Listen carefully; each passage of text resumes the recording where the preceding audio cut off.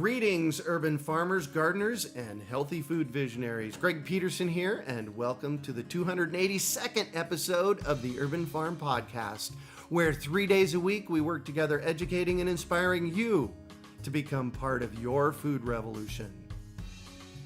Growing plants that thrive in your yard is a lot easier than you think. It starts with saving your own seeds and letting them remember what they already learned. Just text SEEDS to 33444 or visit iwanttosaveseeds.com and you will receive our free webinar about why seeds matter, why saving them is easy, and how to save your own. Today on our podcast, we have someone who is busy with bees. We're talking to Stephanie Elson Bruneau about Benevolent Bees. Stephanie is a beekeeper, herbalist, and artist. She runs the Benevolent Bee, where she spends her time educating all about bees. At Benevolent Bee, teaching Apiary, Stephanie observes, learns, and teaches about bees and bee behavior to students of all ages. She also teaches classes about bees and their products at Northwestern University, the Cambridge Center for Adult and Community Education, the Morris Arboretum of the University of Pennsylvania, the Boston School of Herbal Studies, and Temple University. She is also the author of the aptly named book titled The Benevolent Bee. Welcome to the show today, Stephanie. Thanks so much, Greg. I'm so happy to be speaking with you today, and thanks so much for your interest in the Benevolent Bee. Oh, absolutely. And I'm always excited to talk about bees because they're so important. Awesome. Me too. So I shared a bit about you. Can you fill in the blanks for us and share more about the path you took to get where you're at today? Yeah, sure thing. So I've been interested in the natural world since I was a kid. I grew up in Philadelphia, which is obviously an urban environment, but there's a real healthy amount of natural spaces and natural wilds here in Philadelphia too. So it's got a really fantastic balance of a natural world and an urban environment. And of course, bees are everywhere. They are in urban environments as much as they are in rural environments. And in some cases, and we can talk about this, urban environments are often better for bees and other pollinators because of the diversity of flowering plants and street trees and front and backyards and community gardens and everything. So we can get into that more. But there were bees all around when I was a kid, and I just grew up playing in the Fairmount Park system in Philadelphia, which is, I think, maybe the second largest urban park in the country. So I've always been interested and kind of drawn to the woods here in Philadelphia, and just in general, we did a great amount of camping and exploring outside when I was little, kind of following my interests. So I always had kind of a dormant, a real active interest in the natural world, and a little subcurrent of interest in bees my whole life. And I was working after college, after grad school actually. I went to school for environmental policy and planning. Oh, wow. Ended up in the Boston area working for the Massachusetts Audubon Society, which is a fantastic organization that does land conservation in Massachusetts.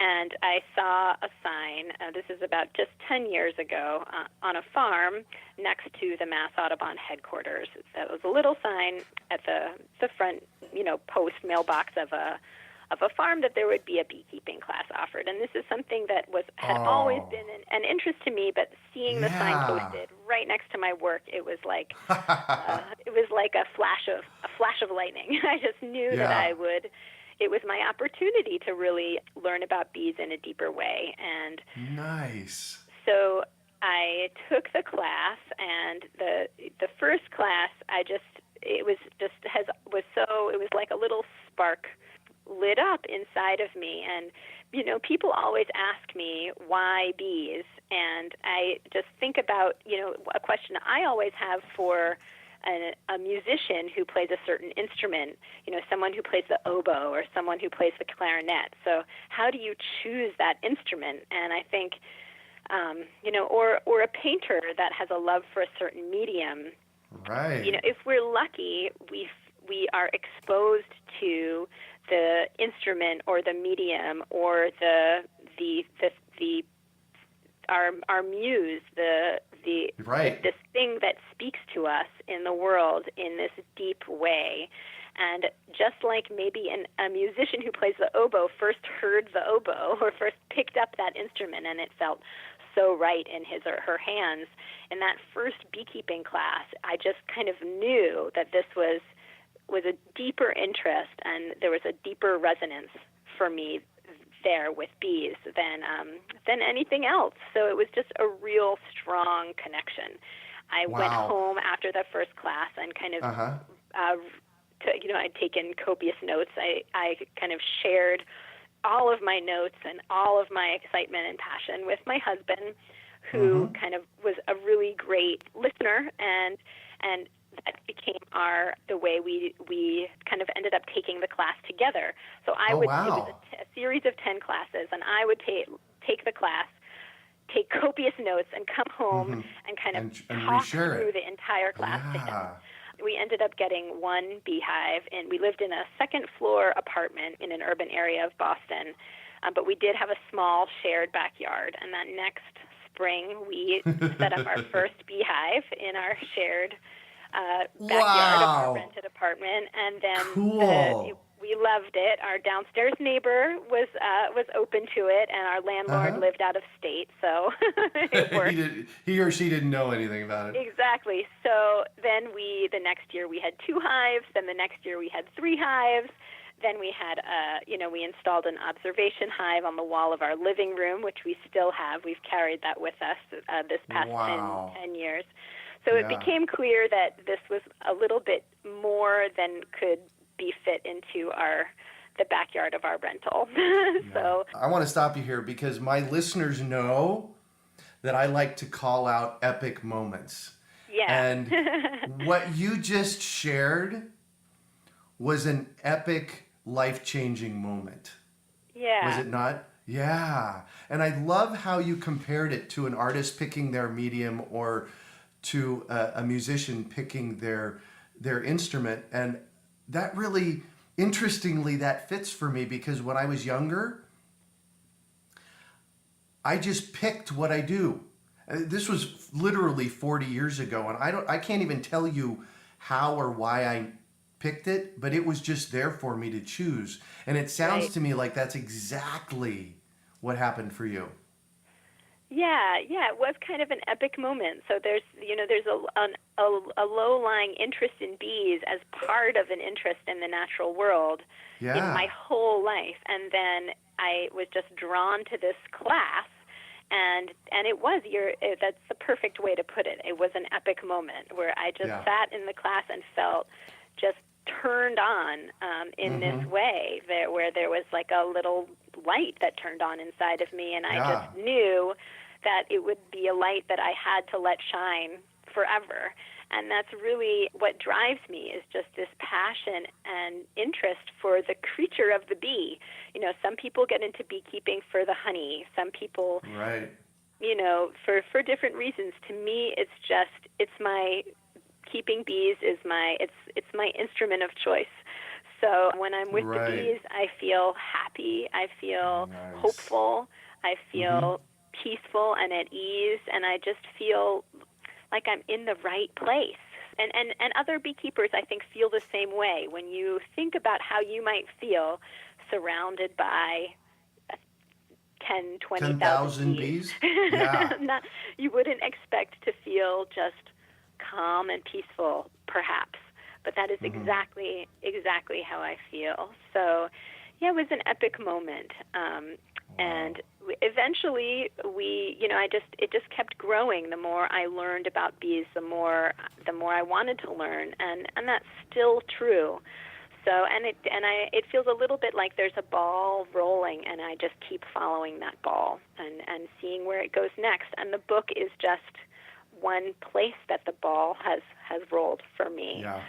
Yeah, we ended up moving our hives to the Boston Nature Center. It is a Mass Audubon property. It's a protected natural area within the city of Boston. They hosted our bees along with some other Nice. hives that I set up with some other beekeepers in Boston as a teaching apiary, where beekeepers of different skill levels could come and learn from each other and keep bees in the same shared space. And that's still ongoing there. And with some friends, we started an urban bike tour of different apiaries in and around the Boston area. Nice. And that's still ongoing. The first year we had 25 attendees. The next year we had 50. The next year we had 75. And then for the past several years, there's been over 140 bikers going from hive to hive in the city of Boston. And it's just been fabulous. So my husband got a job in Philadelphia, which is fabulous because that's where my family, my parents still live and where I grew up. So, and as I talked about earlier in the program, it's a place where it's really, a heart home for me. So we moved our family and also our bees on a big truck down to Philadelphia just 2 years ago. And that was an epic adventure, loading the bees on the truck with 2 children and and a dog. And we found a new home for our bees at the West Laurel Hill Cemetery, just outside the Philadelphia city limits. So that's where we keep most of our hives now, and then we have some other hive locations in the city. On the rooftop of my children's elementary school, which is also the school that I went to when I was a little girl. Nice. It's a beautiful school with a creek in a natural environment, and I love going there and working with the kids in the nursery. The hive is on top of the preschool building, so it's 3 years old, 4 years old, and 5 years old, and I have extra bee suits and love to go up onto the roof with the kids. Wow. Your story just keeps getting more epic. Yeah, it's just growing, and what I have done with the book, and also just in beekeeping in general, that light that I described kind of shining for me about bees.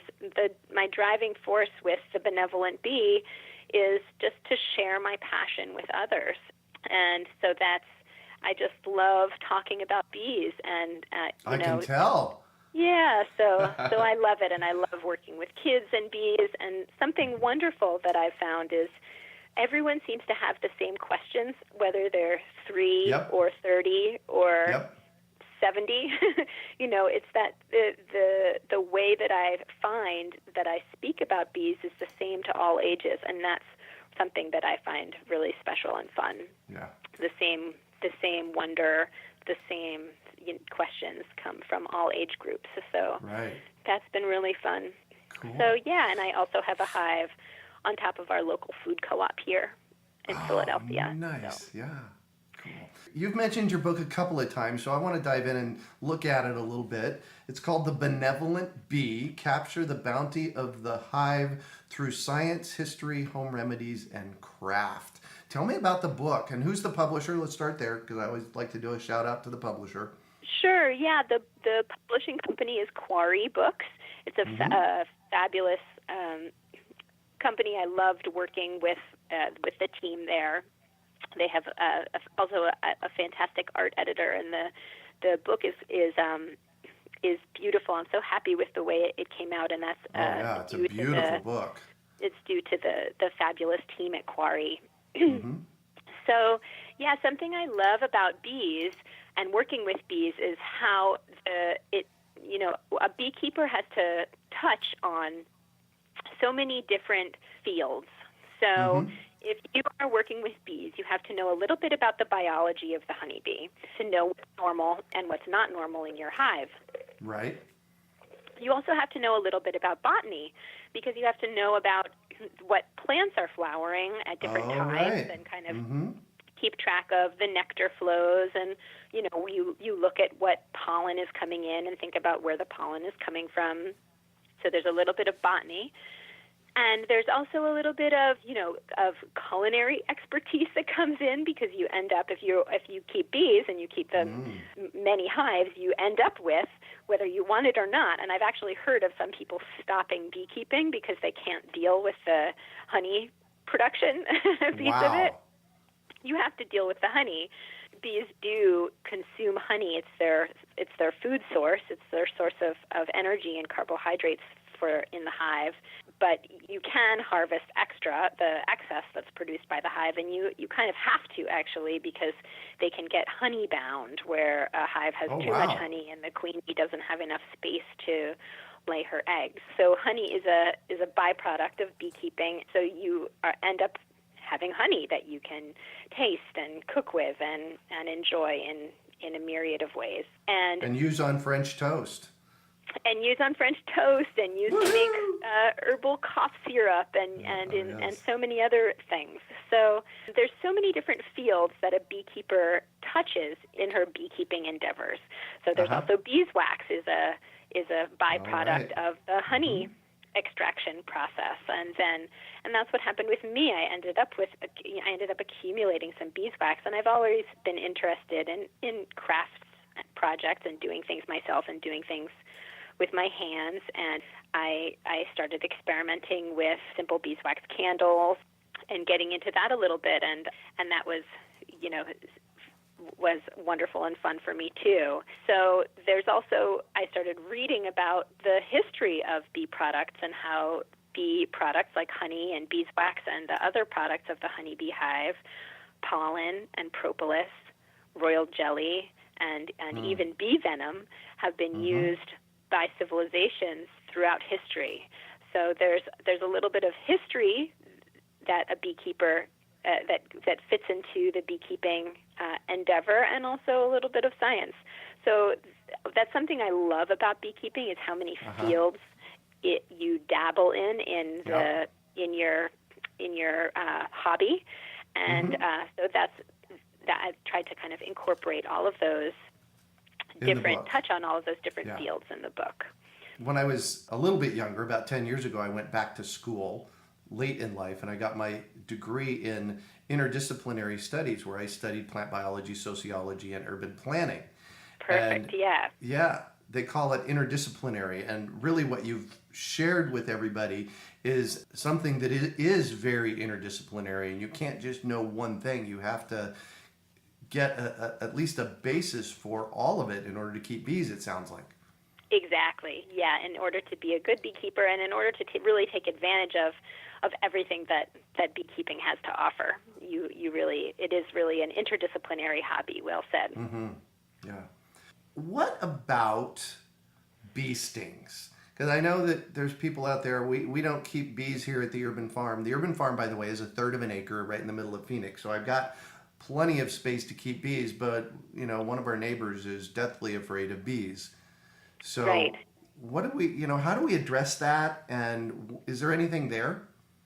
So yes, I would love to talk about stings, because actually I am one of those very few unlucky people who is highly allergic to stings, and I am myself highly allergic to stings, and I talk about this in the book. So I did not start my adventures in beekeeping knowing that I was highly allergic to stings, but I did find out a few years into the hobby, and it was too late for me. I had already had my epic moment and already kind of had that light turned on inside of myself, and knew that keeping bees was a passion for me. And it also happened right as we were moving to Philadelphia, and we were moving for my husband's job, and I had at that point left my job at Mass Audubon to be home with our kids. So keeping bees was really my thing, my outlet that let me feel, centered in myself, separate from my responsibilities with my family.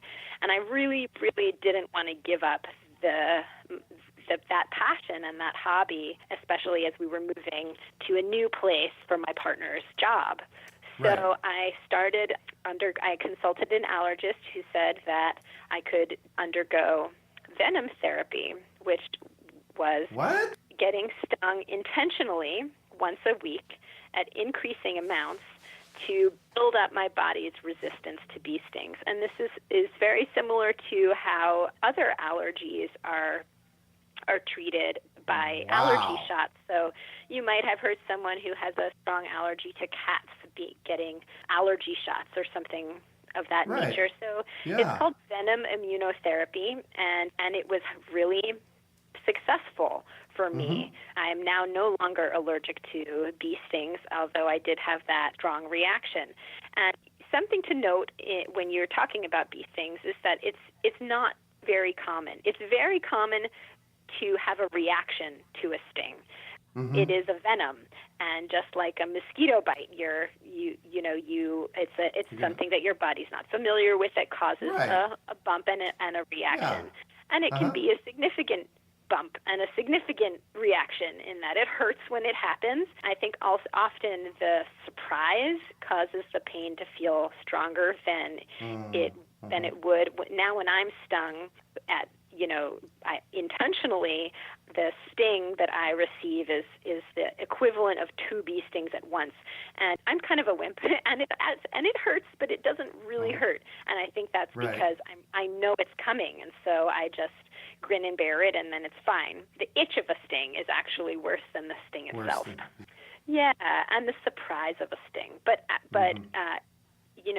reactions, real allergic reactions to bee stings are less common than peanut allergies here in the U.S. So it's not very common to have a serious reaction to a sting, and many people are more afraid than they need to be.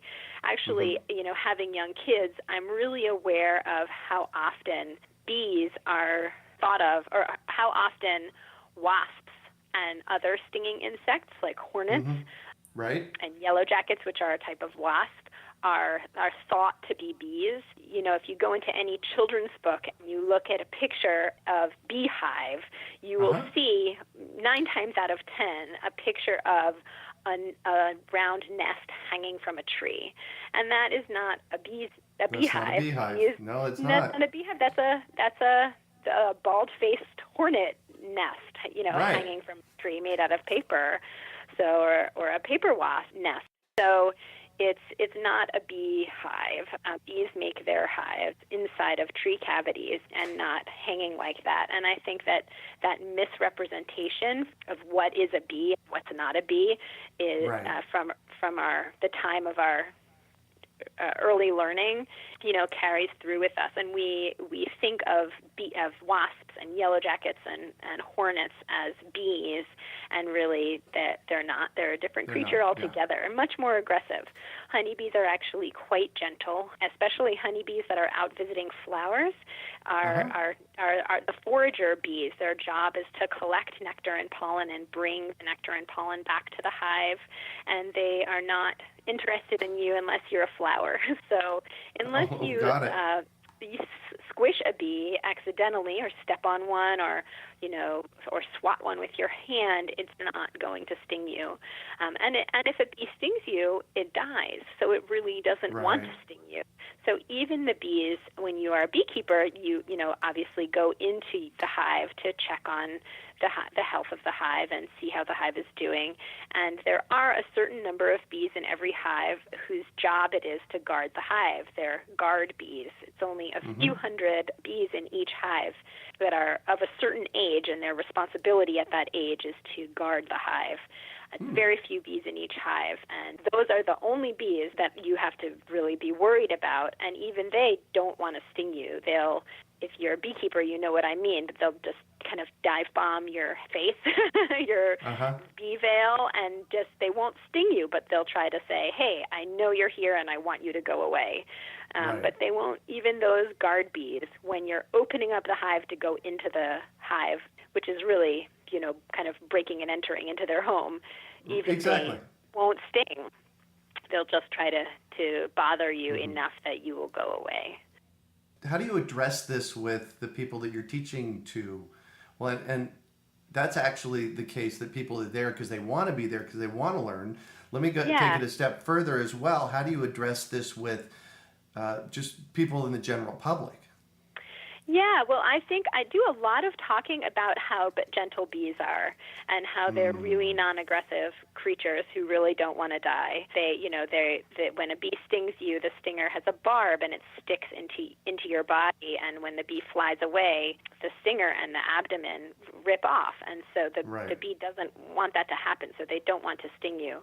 So I do a lot of talking about how gentle bees are, and also their importance to our agricultural systems and our, local plant life, and just kind of build up the try to paint a different picture of the misunderstood bee as an important and gentle creature, whereas, the common perception is that they're something to be scared of and frightened of and aggressive. So I do a lot of that. And then with I also show a lot of pictures of my kids and the kids at the Miquon School nursery where I keep the bees on the roof. I show pictures of the kids, keeping the bees, that hive with me. Those kids have been with me almost every time I've opened up the hive on the roof of the school building there, and there's 3-year-olds, 4-year-olds, and 5-year-olds that are wearing protective bee equipment, but maybe no gloves, Nice. who are like watching the bees, crawl gently on their hand, and it's a beautiful, peaceful activity, beekeeping, and I think you just have to experience it yourself to realize that it's actually not a frightening thing to undertake. Yeah. So bees are misunderstood, and big time. They're misunderstood, and they're important, and I do a lot of talking about that. And then also there's protective clothing. So people who are really afraid or who are allergic can wear the protective clothing and be safe. And then there's also, we live in a place where you can take an antihistamine and it's an allergy. So it's not a huge deal for most people. And then there are those people who know that they really are severely allergic. And if you're crazy like me, you can undergo treatment for that. Right. Or you can just stay away. But most of the time, people are often, I teach a lot of beekeeping classes, how to keep bees in your backyard, and people are always asking about the neighbors. And I always say a small gift of honey goes a long way. It goes a long way, and it's true. So, and also just then becoming a bee ambassador to your neighbors. So just talking about the same things I've been talking about, how important bees are to our agricultural systems and how gentle they can be. And, in general, in most cases, neighbors are fascinated and love the pollination benefit of the hive next door, love the occasional gift of honey, and love the ability to kind of learn about this fascinating creature by looking out their window and seeing a hive next door. So 9 times out of 10, it's a fabulous thing for neighbors, and something that they end up appreciating, whether they knew it initially or not. Right. So I have a couple more things for you, and then I want to shift. So first of all, tell me about your website. It's a beautiful website. Thank you. Yeah, the website is an outgrowth of my desire to share my passion for bees and beekeeping to others. So I have some information about bees and some amazing facts about bees and bee products on the website. And also, in the past, I have had honey and other bee products for sale there, candles and herbal balms and salves that are made of the beeswax that I harvest from the hives. Cool. So the website is thebenevolentbee.com. That's a great URL, by the way. The other thing I wanted to just make a comment on, as we've been kind of chatting for the past 30 minutes, is that I always love it when us urbanites, those of us that are from the city, because I grew up in the 5th largest city in the country, Phoenix, and I've been here for 50 years, and I always love it when we get hooked on nature in the city, and that clearly happened for you. Yeah, I think that connecting urban kids to the natural world is something that's really a passion of mine. And just like you, my background is in science and society. So that was actually, when I was in college, I also had an interdisciplinary major, which was a science and a social science. It was called the Science and Society program at Wesleyan University. And it was really, a passion of mine and super interesting to think about how we understand science in the natural world, and especially environmental science in urban areas. So, yeah, I used to live in New York City, the ultimate urban environment, and I worked for the New York City park system and did some education with kids there, and was really amazed to see how many kids didn't realize that they were on an island, that Manhattan is an island. And so, yeah, I think there's a real disconnect in urban areas, or there can be, between, our daily lives and the natural world. And that's exactly what you're getting to with an urban farm. So just connecting urban dwellers, city dwellers, to the sources of their food, and to be able to eat an apple and think about the tree, and also to eat an apple and think about the pollinator that visited the apple flower that was responsible for the creation of the fruit that we're enjoying. So for me, beekeeping is really a part of that, and sharing my passion is really a part of that. So every time I do an educational workshop, I always bring, an apple and a flower and beeswax and a jar of honey, and kind of linking that all together, especially for kids in an urban environment, feels really meaningful to me. So, yeah. Beautiful. So Stephanie's book is The Benevolent Bee, Capture the Bounty of the Hive Through Science, History, Home Remedies, and Craft. And you can find out about that at her website and our show notes page. So I'm going to shift on you, and I'd like for you to share about a time you failed, how you overcame that failure, and what you might have learned from it.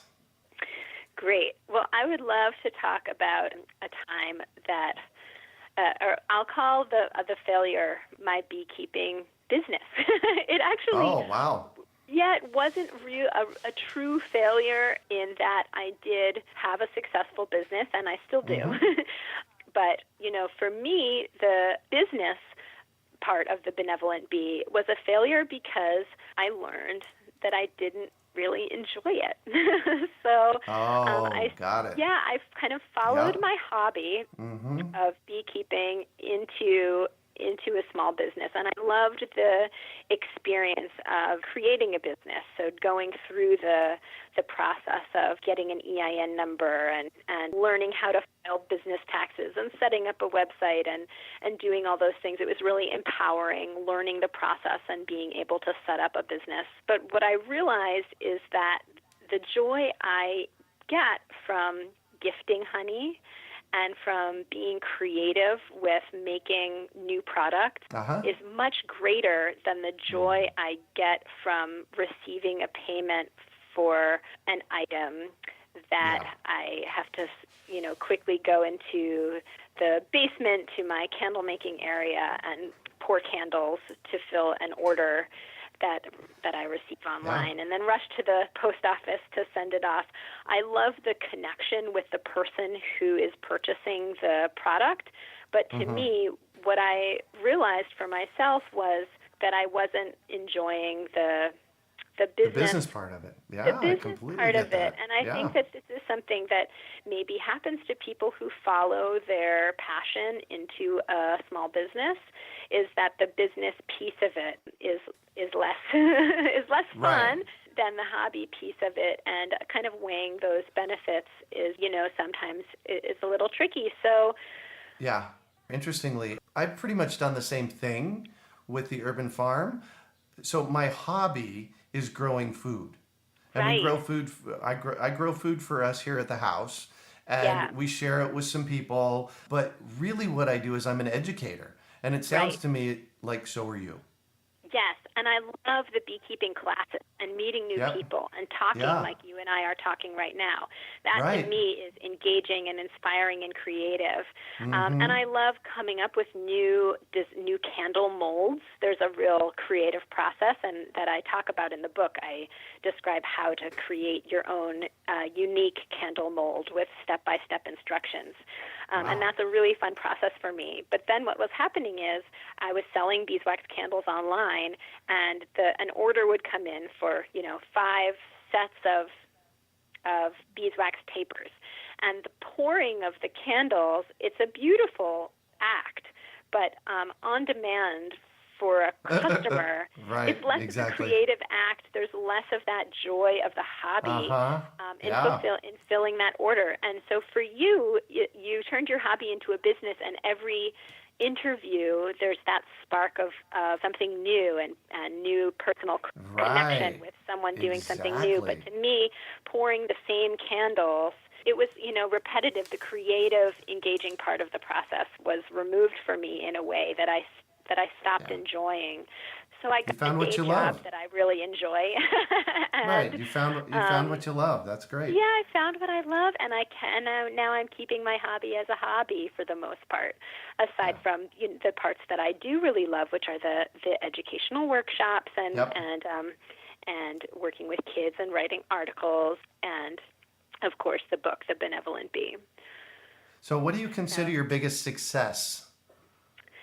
So I think my biggest success might be this one time when I went up to the roof of the elementary school where I keep the bees with a group of kids and my daughter, Clara, who is now 5, and she was wearing a sundress and no shoes. I can't get shoes on my daughter, no matter how hard I try. Amen to that. I'm barefoot right now. I carry them with me, and her, I follow her with her shoes in my bag, and they then return to the house still in my bag. Right. I often have them with me when I'm out with her, but very rarely are they actually on her feet.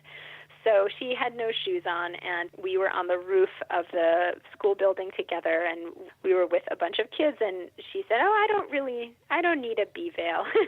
She has no fear of bees whatsoever, and such a healthy interest in the natural world and bees, and so much incidental learning that goes on with bees, where she can watch the colors of the pollen on the bees' legs and connect that pollen that she's seeing with the plant that she saw blooming down the street. She's only 5 years old. So I think at that one time when she was in the sundress and shoeless on the roof, loaning her bee suit to a friend because she didn't need she became is empowered as the educator to her friend group, her 5-year-old friend group. So for me, the biggest success is raising kids who have this confidence who share my passion, is raising kids who share my passion, and watching that passion come out, and watching them feel confident and engaged in the natural world in a way that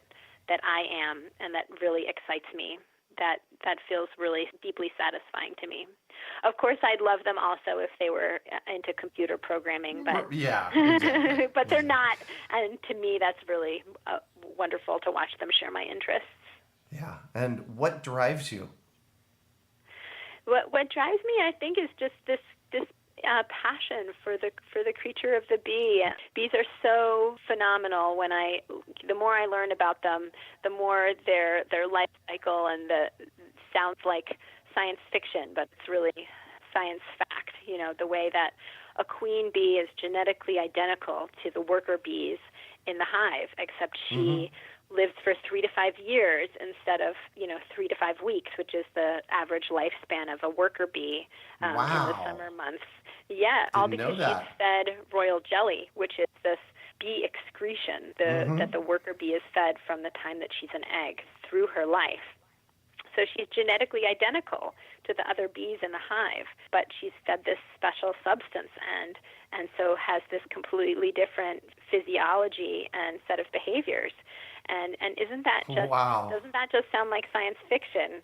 It does, it's actually absolutely science fact, and there's so many more little bits of trivia about bees that are exactly like that. So what drives me is the creature of the bee, which is it's just such a fascinating, awe-inspiring element of our natural world. And the more I learn, the more engaged I am.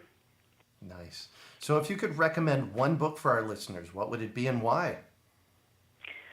So that's a really great question.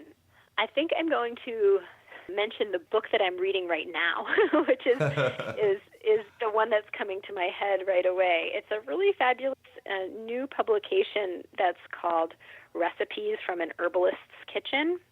Oh. I think it's Story Press. Uh-huh. Is the publisher, and similar to the Benevolent Bee, it's a book that contains recipes, but also contains, what I'm finding to feel like poetry about the elements described in the recipes. So it's written by an herbalist, Brittany Wood Nickerson, and she has a love for the natural world, as do I, and her love for plants and the use of plants in health, in nutrition and as medicine, shines through her writing. Right. And informs her recipes. Recipes from an herbalist's kitchen. And I was just reading, one recipe, the intro to each of the recipes is full of just kind of ramblings, but that feel like poetry, that lead into a really surprisingly delicious and nutritious recipes. So I would highly recommend that book. Beautiful. So what one final piece of advice do you have for our listeners? To find and follow your passion in life. So it's been so fun for me. I feel so lucky to have discovered beekeeping as my passion in life, and I feel very lucky to have had the opportunity to find and follow this passion. And I think as much as we can, we should, I guess maybe, you can be lucky and have teachers and parents who help you find and follow that passion. So maybe the advice is to help the children in your life find and follow their passions. Isn't that maybe the better advice, or a complementary piece of advice? So if we were all able to do that, if we all had adults in our life that helped us find and follow our passions, how different the world might be. Amen to that. Yeah. So thank you so much for joining us on the show today, Stephanie. Thank you so much, Greg. It's a pleasure speaking with you. I really appreciate the time that we had together and admire the work you're doing with the Urban Farm. Well, thank you. Thank you. So how can our listeners get a hold of you? Through the website, which is thebenevolentbee.com. And you'll find my contact information there. And I love talking about bees and would be happy to answer any questions that any listener has and follow up individually with anyone. Perfect. It would be great fun for me. Yeah, great. So there you go. There's an invitation, everybody that's listening. So you can also find show notes from today's podcast at urbanfarm.org/benevolent bees. Well, that's it for today. Thanks for joining us on the Urban Farm Podcast. Growing plants that thrive in your yard is a lot easier than you think. It starts with saving your own seeds and letting them remember what they already learned. Just text SEEDS to 33444 or visit iwanttosaveseeds.com and you will receive our free webinar about why seeds matter, why saving them is easy, and how to save your own. We hope you enjoyed today's episode of the Urban Farm Podcast. Remember to listen 3 days a week for tips, advice, and resources to help you on your journey with urban farming. You can find us on the web at urbanfarm.org or send us an email to podcast@urbanfarm.org. In the words of Vincent van Gogh, great things are done by a series of small things brought together. Be encouraged that with each lesson learned and skill developed, you are one step closer in the direction of your dreams.